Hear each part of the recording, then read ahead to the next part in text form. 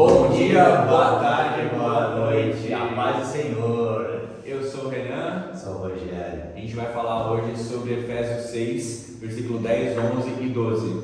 Finalmente, sejam fortalecidos no Senhor e na força do seu poder.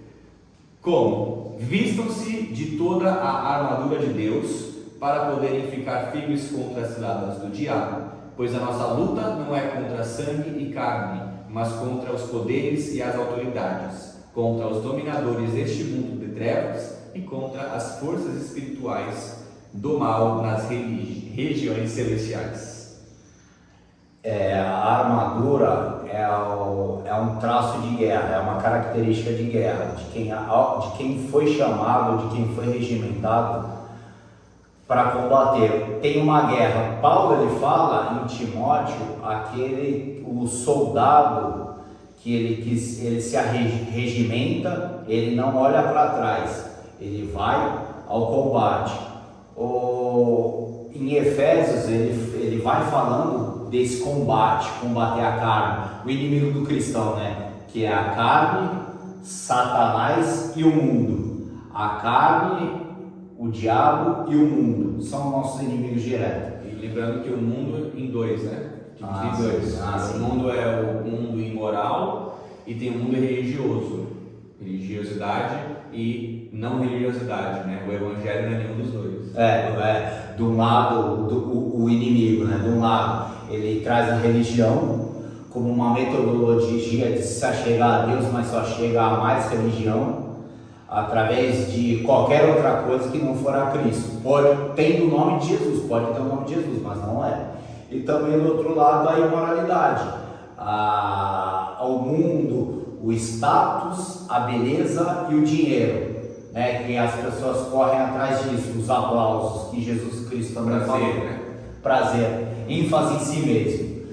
E a gente vê o cristão Paulo ele chama o cristão com essa armadura para resistir o dia mal. Paulo ele fala do combater a carne. E dentro da nossa armadura, como que a gente está vestido com essa armadura, né? A gente pode fazer uma observação entre nós mesmos, se não existe rachadura na nossa armadura. O que seria essa rachadura, esse buraco onde entra os dardos inflamados do maligno? Onde que está isso? Eu devo observar, eu devo notar que dentro de mim existe o Evangelho de Cristo, onde eu estudo, onde eu medito. Porém, o Evangelho de Jesus deve ser como é no céu, descer ao meu coração. Eu devo entender do Evangelho para eu mesmo não me refutar. E você vê um exemplo, você vê pessoas que acreditam em determinadas coisas. Você faz uma pergunta, um evangelho por obra, a pessoa acredita, não, você tem que conquistar a fé, a fé é conquistada. Tem um versículo que é usado muito, Mateus 11, que é o evangelho, 11, eu acho, 11:12, o reino, como é que é? Tem sido tomado à força? Isso, o reino é tomado à força, ou é pela graça ou é pela força. Você vê, se você for estudar a passagem, Jesus ele está falando que o reino de Deus, os poderosos desse mundo tentam tomar o reino para si, e ele sofre violência, né? A passagem fala. Pois desde os profetas até João Batista, não é isso? Isso. O reino de Deus é tomado à força. Ele sofre violência. É que a tradução é meio ruim, é isso. Ainda que se fosse isso, é muito estranho. Por que ele fala que é de tal até João Batista?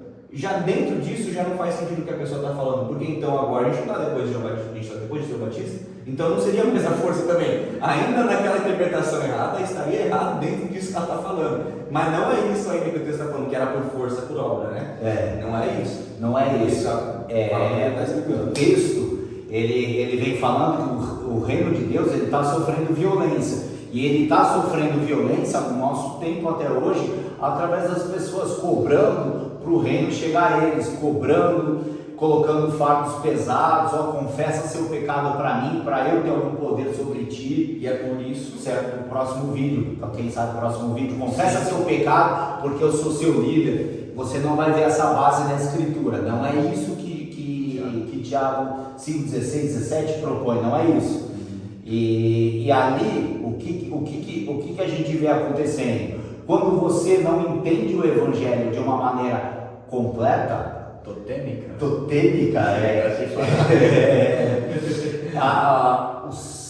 o seu escudo ele tem buracos e eles vão entrando, eles podem entrar dardos.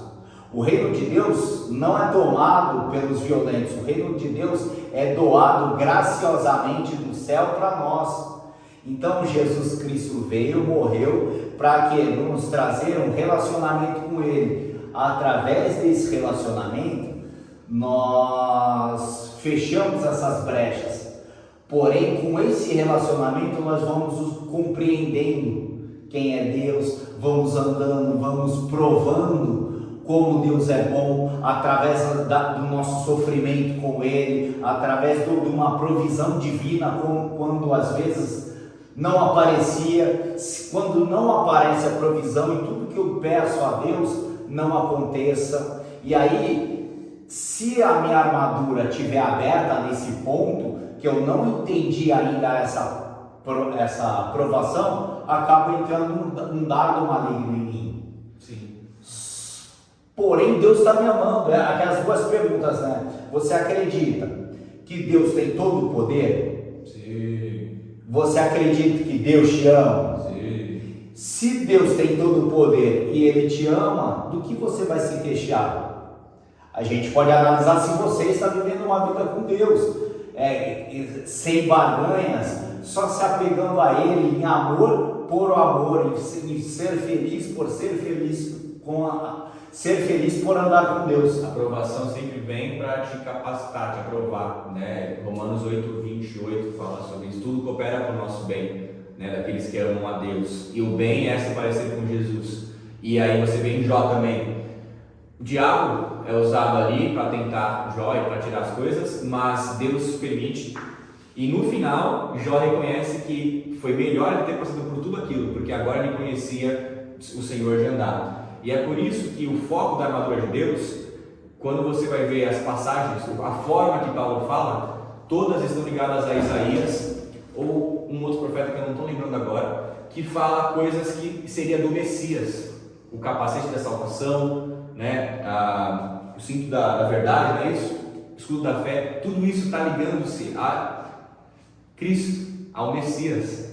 Então, quando você está se colocando, né? Colocando a armadura de Deus, ele está querendo dizer, entenda a graça, coloque a armadura de Deus, né? O cinto da verdade. O que acontece é que às vezes o cinto está meio, como ele falou, furado, rachado. A verdade não está em nós completamente. E aí pode ser que aconteça daquilo que veio do inimigo acabar entrando. Por quê? Não porque Deus está falhando, mas porque a nossa armadura, a gente ainda não entendeu, não está qual o propósito. Sim, a gente deve entender o propósito. Eu perdi algo. Tudo bem, está cooperando para você conhecer mais a Deus, mas a pancada foi muito forte. Tudo bem, está cooperando para você conhecer mais a Deus, saber quem Deus é, saber da amizade, que a amizade entre você e Deus, ou Deus e você, não foi machucada por isso. É além das circunstâncias. Além das circunstâncias. Do alto, né? Sim. Não de baixo. Nem Chamando por um arrependimento, chame por um arrependimento, chame por Deus. Entenda que tudo que você está passando, tudo que nós estamos passando, não saiu da perca do domínio de Deus. E agora cabe a mim, ou o dono da armadura, a você entender e blindar essa armadura, sempre em favor da verdade. A verdade, ela é maior do que nós mesmos. E é interessante que ele fala, para que quando chegue o dia mau, não espere chegar o dia mau. Você que está bem aí, não sei, de algum modo, você já tem esse dever, nós já temos esse dever de colocar a armadura de Deus e Obviamente, antes da guerra. Você não coloca no meio da guerra, você não vai lá para a guerra, está lá na linha de fronte. Não, peraí, vou colocar a guerra. Cortou a cabeça. Já era. Antes da guerra, a gente é chamado a ter uma caminhada, né? Um relacionamento antes da guerra. E defender a fé. E defender a fé. Identificar no outro a rachadura e falar, pô, ele é meu companheiro de guerra. Então aqui, ó, tem que arrumar aqui, ó, peraí. Sim, isso vai levar às vezes tempo ou intimidade, proximidade. Então dá pra ver de longe. De longe não dá pra ver também quanto as falhas. Quando a gente chega perto, a gente vê, tá com um buraco aqui, ó. Se vier uma flecha aqui, vai vir no coração. Então aí a gente tem que arrumar essa armadura antes de ir pra guerra, um com o outro, um ajuda o outro, né? E eu acho que era mais ou menos isso, né? Sim.